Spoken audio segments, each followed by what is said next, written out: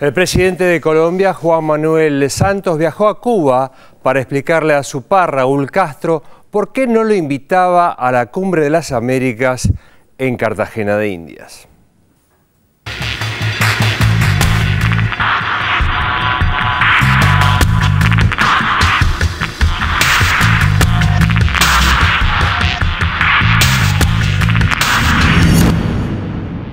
La llegada del presidente Juan Manuel Santos a Cuba es toda una noticia en sí misma. No solo porque pasaron 12 años desde que en 1999 Andrés Pastrana realizó la última visita oficial de un mandatario colombiano a la isla, sino porque también ofrece nuevas muestras del pragmatismo del actual presidente a la hora de desandar los caminos trazados por su antecesor Álvaro Uribe. He venido a hablar con el presidente Raúl Castro, con el gobierno cubano, sobre el tema de Cuba en la cumbre que tenemos en Colombia el mes entrante, y a fortalecer nuestras relaciones, que son muy buenas, pero que toda relación es susceptible de mejoría. También... Por eso, si bien la reciente gestión de Santos admite variadas lecturas, fue evidente su voluntad por destrabar sin intermediarios el conflicto regional que le provocaba, como anfitrión, no integrar a Cuba a la Cumbre de las Américas del 14 y 15 de abril de 2012 en Cartagena de Indias. Máxime, luego del planteo de los países de la Alianza Bolivariana para los Pueblos de Nuestra América, conocida por sus siglas de ALBA, que amenazaron con no concurrir si se ignoraba al gobierno de la isla. Y si bien el giro del colombiano tuvo su origen en esa demanda regional, no es menos cierto que Santos habrá evaluado detenidamente los costos que podría acarrearle su gestión, principalmente en su relación con los Estados Unidos, con los que Bogotá mantiene fuertes lazos de cooperación. En esto, el fastidio de Washington no se hizo esperar. Para el vicepresidente Joe Biden, Cuba no debía asistir a Cartagena porque la cumbre solo es para países democráticos. La secretaria de Estado, Hillary Clinton, también se anotó en las críticas y, dándole la espalda al ALBA, dijo que no existía ninguna intención de invitar a Cuba. En la Casa Blanca saben que Barack Obama no puede permitirse una fotografía junto a Raúl Castro en un año electoral.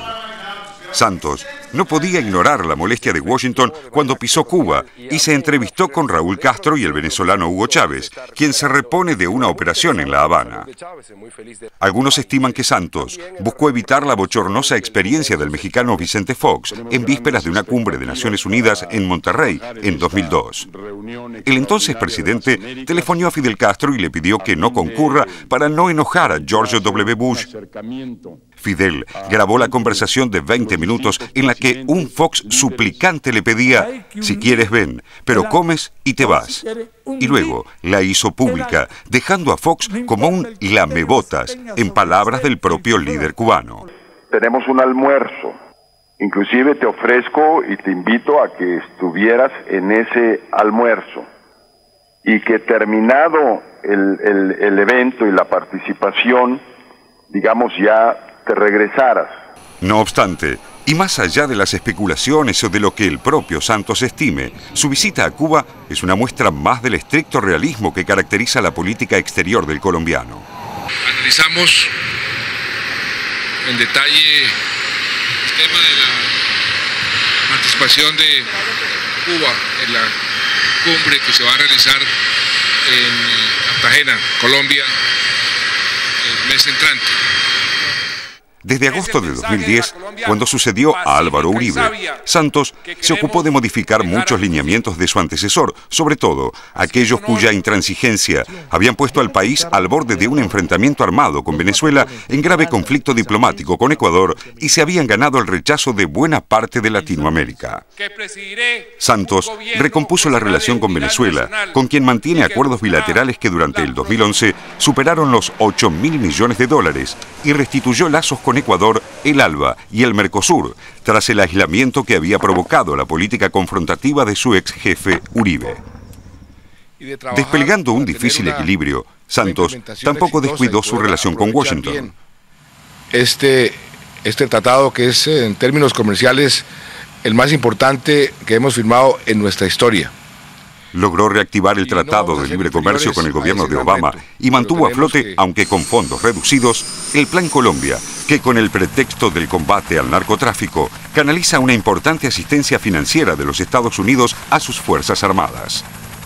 El aporte norteamericano al Plan Colombia arrancó con importantes montos en 2000 durante la administración de Pastrana. Sin embargo, en los últimos años, esos recursos fueron disminuyendo gradualmente. Los casi 650 millones de dólares que recibió Colombia en el 2008 contrastan con los 331 prometidos para el 2013. La controversia sobre la actual participación de Cuba en la Cumbre de Colombia había surgido el mes pasado, cuando el ecuatoriano Rafael Correa demandó allí la presencia de Castro. La postura fue secundada por Chávez.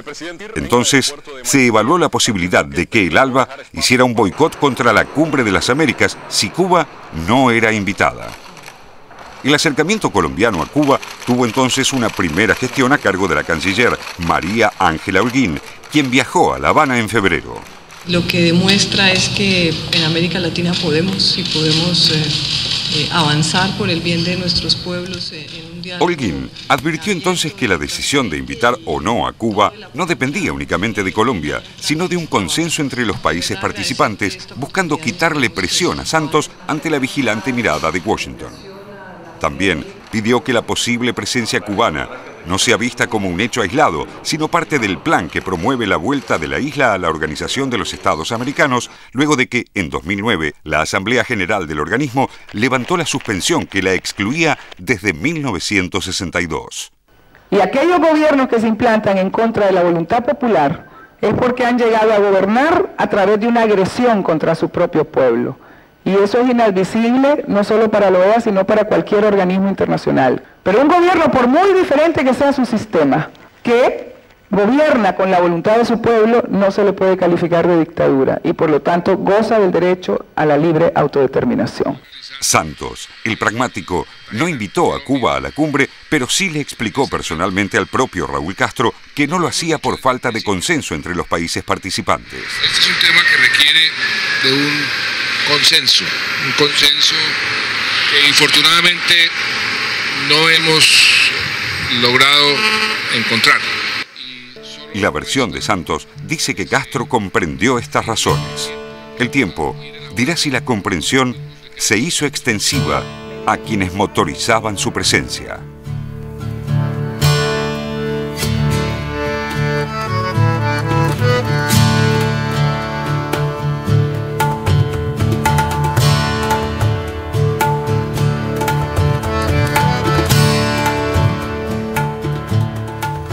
¿Cuántas lecturas que se pueden hacer de esta visita de Santos a Cuba? Yo pensaba cómo ha cambiado el contexto regional. Pensemos que poco tiempo atrás, cuando asumió Piñera como presidente de Chile, algunos que se oponen a esta corriente progresista que hay en América Latina decían, bueno, acá hay otro eje, Chile, Colombia, Panamá, con Martinelli, que le va a hacer frente a la corriente progresista.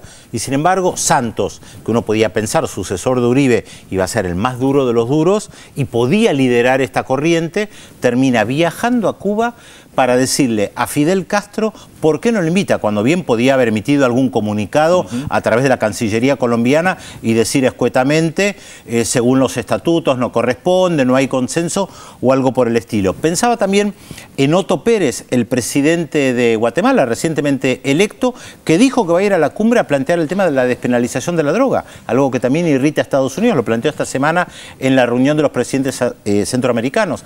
Pensaba en el presidente de Haití, Martelly, que participó de una reunión del ALBA porque necesita dinero para Haití, para la reconstrucción. Entonces pienso en tres presidentes que a priori uno podía pensar que podían formar parte de un bloque que iba a estar en la vereda opuesta del bloque progresista. Exacto. Y sin embargo se ven atraídos por este bloque progresista. Ahora fíjate que uno también está tentado a pensar en cuánto tiene que ver en este cambio de actitudes también lo que sucede en el contexto latinoamericano, como algunos presidentes inclusive cambian su propia postura o su propia presencia. El pragmatismo de Santos y esta diferenciación clara que busca con respecto a Uribe también está teniendo impacto adentro. En la propia Colombia hay un gran debate sobre quién es Santos, quién es el presidente que hemos elegido, porque a muchos les sorprende. Obviamente a la derecha le sorprende para mal, porque estas actitudes de política exterior que también se ven hacia el interior de Colombia, hay actitudes que lo han diferenciado y lo están enfrentando mucho con Uribe. Uribe se ha convertido prácticamente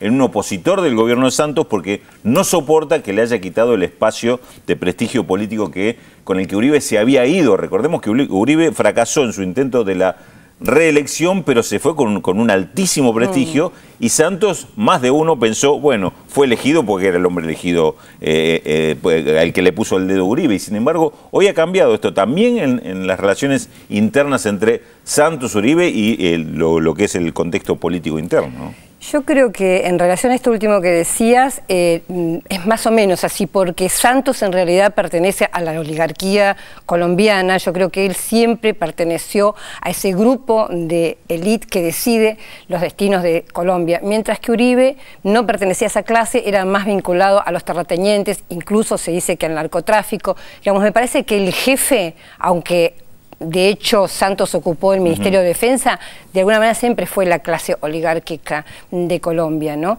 Y en relación un poco a lo que vos decías, Pedro, de este eje que trata de oponerse, yo creo que hay que, de acuerdo con que el avance de UNASUR fue tan poderoso y tan, digamos, con tanta influencia que hizo que estos presidentes, como el caso de Piñera o como el caso de Santos, de alguna manera decidieran seguir esta línea, pero yo creo que no es, hay siempre una expectativa de avance. ¿Por qué lo digo? Viendo la distancia, digamos, el recorrido de Santos, vemos que fue un hombre, yo creo que es un político mayor, realmente creo que es un político de una gran muñeca, gran capacidad. Se vio, por ejemplo, con el caso de Honduras, cuando él se reúne con Chávez y logran que el presidente Porfirio Lobo, que era repudiado por todo UNASUR en ese momento, aparezca como un presidente potable, que Honduras vuelva a la OEA y que Zelaya vuelva a Honduras. Esto lo logra en parte la muñeca de Santos. El segundo es este episodio de Cuba. Y hay un tercero que yo creo que hay que prestarle atención y es en la Cumbre de las Américas, porque va a invitar a Fernando Henrique Cardoso, a Ricardo Lagos y a Felipe González. Hoy estuvo reunido con Felipe González y va a ser una invitación de estos tres presidentes que yo llamaría la derecha light o los ex socialistas que miran con cariño el neoliberalismo, ¿no? Y la propuesta que tiene es en relación al narcotráfico, hacer una propuesta de justamente de legalizar la droga. Mi impresión es que están tratando de formar un grupo, yo diría de choque, pero sí un grupo que ponga algún matiz dentro de este UNASUR que se ve compacto y que se ve avanzando, por ejemplo, en contra del bloqueo de Cuba. Igual pero aceptando la agenda de la UNASUR, ¿no? Claro, aceptando la agenda de UNASUR. No tienen propuesta, no tienen una propuesta alternativa, que es lo que esperaban muchos medios de comunicación, que tuvieran Piñera, Uribe, Santos y Martinelli desde Panamá, una agenda alternativa respecto de UNASUR, más acercamiento con Estados Unidos. Lo que hace Santos no le gustó a Estados Unidos, de la misma manera que no le gusta a Estados Unidos lo que hace Otto Pérez, el presidente de Guatemala, y no le gusta lo que hace Martelly, de acercarse a... Pedro, ¿vos crees que Santos hizo eso sin consultar antes a Washington? Seguramente no aconsejado por Washington. No seguramente no aconsejado por Washington. Yo no estoy seguramente con alguna llamada de atención de Washington para que no lo hagas. No me parece que Santos en esto esté respondiendo a la... Yo creo que dentro que en la alineación con UNASUR es correcto, pero hay siempre como digamos, como una puertita abierta para el caso de que fuera posible una vuelta, digamos, al neoliberalismo. Siempre me parece que hay grupos de derecha o en este caso, como decía, socialistas medio neoliberales, que están a la expectativa de formar algún eje en cuanto se prepara la ocasión. Yo en eso estoy de acuerdo, que están a la expectativa de... Claro. Pero creo que hoy no tienen proyecto de la misma manera que Estados Unidos no lo tiene. Porque acá hay algo muy singular respecto de Cuba y la Cumbre de las Américas. Yo no termino de entender por qué Cuba quiere que la inviten a la Cumbre de las Américas, siendo que la Cumbre de las Américas nació dentro de la OEA, fue una idea de Bill Clinton en 1994 y que el eje central era el ALCA. Recordemos que en 2005, en la Cumbre de las Américas de Mar del Plata, se dijo ALCA al carajo, con esta frase tan fuerte en su momento de Hugo Chávez. O sea, el sentido de la Cumbre de las Américas sin Cuba murió en realidad en el 2005. De hecho, el presidente de Ecuador, Rafael Correa, lo dijo ayer otra vez. ¿Qué sentido tienen estas cumbres? Se llegan a resoluciones que después no se avanzan, la lucha contra la pobreza, etcétera, etcétera, siendo que el gran objetivo era el ALCA, ese objetivo por ahora no está. ¿Para qué Cuba quiere? Pero en la política las cosas están muertas hasta que reviven. Digo, ¿no? Me parece. Sí, o lejos el cambio el contenido quizás, pero claro. En el caso de la OEA, recordemos que la OEA reincorpora a Cuba y es Cuba la que no acepta exactamente. Digamos, hay un gesto claro. Pero el tema Cuba va a estar en la cumbre. El sentido me parece que dicen que es el tema de la Carta Democrática, que sí lo tiene la OEA y no lo tiene la Cumbre de las Américas. Digamos, Cuba no quiere, no le interesa, no acuerda con la Carta Democrática de la OEA, ¿no? Sí, bueno, Hillary Clinton dijo que la cumbre de Quebec de 2001 ratificó aquello de los países democráticos, que también habría que preguntarse qué es una democracia y qué es violar los derechos humanos, siendo que Estados Unidos tiene Guantánamo y todos los etcétera que podemos agregar, claro. ¿no? Y el pero sentido, es otro debate. Como decías, el sentido de las cumbres, ¿no?